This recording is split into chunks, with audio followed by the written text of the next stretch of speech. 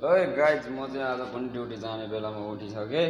अब भात खान्छु। 3 दिन अगाडि पकाएको भात खान आँटेको यहाँ छ। यो चाहिँ आरुको हो, यो अरू मान्छेको हो। यी भात यो पनि 3-4 दिनकै जस्तो देखिन्छ। यता यता छ, यी झोलामा छ, यी बट्टै बट्टामा पकाउनु भ्याइँदैन गाइज।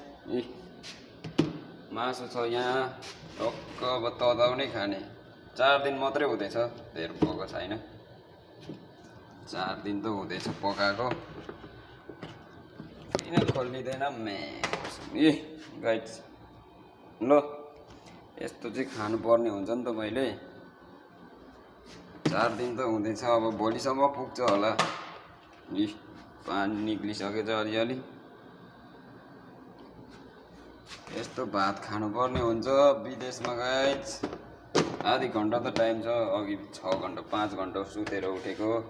अब फेरि ड्युटी नै जानुपर्ने। गाह्रो छ नि गाइज, गाह्रो छ विदेशमा। विदेशमा होइन, खाडीतिर चाहिँ यस्तो रहेछ। अब ठुल्ठुलो देश त म गएको छैन। यस्तै साउदी, कतार, मलेसिया,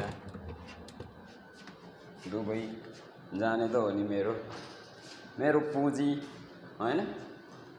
ल अब म चाहिँ भात खानुपर्ने हुन्छ। By by. ल खाएर ड्युटी सिउटी जानुपर्ने हुन्छ नि त। ल ल ल बाई।